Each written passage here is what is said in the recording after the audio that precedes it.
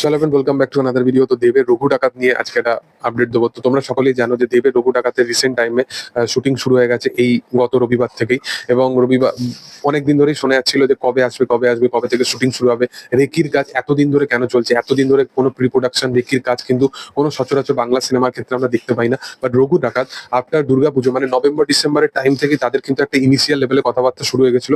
তখনই কিন্তু একটা আপডেট উঠে এসেছিল যে দেবের রঘু ডাকাত কিন্তু এই সিনেমার কিন্তু রেকির কাজ কিন্তু শুরু হয়ে গেছে। এবং রেকির কাজ প্রি প্রোডাকশনে এত কেন সময় লাগলো, এর পিছনে রিজনটা তোমরা অলরেডি টিজারটা দেখে বুঝতে পেরেছো। তারা একটা ছোট্ট একটা গ্লিমস মতো ছেড়েছে, যেখানে তারা ওই জাহাজের রেকির সিনটা বা একটা প্রপার তারা জাহাজ তৈরি করেছে সেই সিনটা।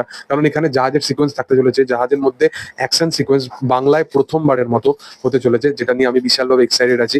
এবং সেই সব থাকতে চলেছে এবং অনেক এরকম জঙ্গলবর্তী এলাকা, এরকম অনেক এরকম কাইন্ড অফ জায়গা আছে বাংলায় যেখানে কিন্তু রঘু ডাকাত শুটিং হবে। মানে রঘু ডাকাত কিন্তু ওই কলকাতায় বা টালিগঞ্জের রাস্তায় কিন্তু শুটিং হবে না। মানে রঘু ডাকাত কিন্তু অনেক ভাবনা চিন্তা করা হয়েছে এই কারণবশত কোথাও গিয়ে রেকি কতটা ইম্পর্টেন্ট সেটা তোমরা অলরেডি খাদান দেখে বুঝতে পেরেছো। খাদানের যে লুক অ্যান্ড ফিল সেটআপটা কি আনা হয়েছিল, তার পিছনে একটা বড় রিজন ছিল সুজিত দত্ত যেভাবে রেকি করেছিল জিনিসটাকে। মানে ওই যে কয়লার খাদান এই সমস্ত গুলোকে যেভাবে এক্সপ্লোর করেছিল সেটা কিন্তু ব্যাপক। এই জন্য খাদান ছবিটা একদম একদম throughout starting to end ছবিটা কিন্তু তোমাদের লুক অ্যান্ড ফিল সেটআপ কিন্তু সবসময় বেটার কিছু ডেলিভার করে।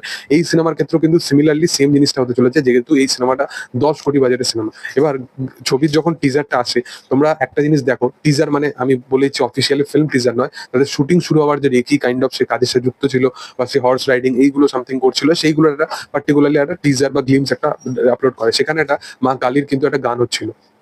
এবার এখানে রঘু ডাকাতের টিমের তরফ থেকে, মানে যেহেতু রঘু ডাকাতের একটা মানে স্পেসিফিক একটা গান আসবে, সেখানে কিন্তু মা কালীর একটা গান এই সিনেমার মধ্যে থাকতে চলেছে। এবং রঘু ডাকাতের বাজেট, লুক অ্যান্ড ফিল তোমরা তো সকলেই জানো। এবং এই ছবির গান ফানের উপরও কিন্তু বিশালভাবে কিন্তু তারা ভাবনা চিন্তা করেছে। অলরেডি ধ্রুব ব্যানার্জি সে একটা নিজে কিন্তু একটা পার্টিকুলারলি মিউজিক ডিরেক্টর বা তার একটা বিজিএম এর জন্য সবসময় একজন থাকে যে পার্টিকুলারলি তার সিনেমায় দিয়ে থাকে বিজিএম। কিন্তু দিয়ে পুরোপুরি খাদানের যে টিমটা ছিল, যারা এত বড় একটা তাকে সফল একটা সিনেমা বানিয়ে দিয়েছে, সেই টিম, সেই মিউজিক কম্পোজার, সেই বিজিএম ডিজাইনার, সেই এডিটার, প্রত্যেকজন কিন্তু রঘু ডাকাতের এক একটা স্টেপ বাই স্টেপ সব জিনিসে কিন্তু রঘু ডাকাতের থাকবে। এবং রঘু ডাকাতের অ্যাকচুয়াল যে ডিসিশন মেকার হবে সেটা হচ্ছে শ্রীকান্ত মোহতা এবং দেব। এর মাঝামাঝি কিন্তু আর কেউ থাকবে না। মানে বুঝতে পারছো, একটা সিনেমা 2022 সালে 21 সালে আটকে গেছিল তাদের ইনিশিয়াল লেভেলে কিছু কারণের জন্য, বাজেটে একটা টানই দিতে পারবে কিনা এই ভাবনা চিন্তার জন্য, মার্কেটের হালাত খারাপের জন্য আজকে সে সব থেকে বেশি বড় ডিসিশন মেকার হয়ে গেছে। এটাই হচ্ছে বড় কারণ যে একটা সিনেমা কতটা লেভেলে গেম চেঞ্জ করতে পারে। যাই হোক, তোমাদের কি বক্তব্য বিষয়বস্তু নিয়ে সেটা অবশ্যই কমেন্টে জানাতে পারো। ভিডিও ভালো লাগলে অবশ্যই লাইক শেয়ার সাবস্ক্রাইব করে দিও।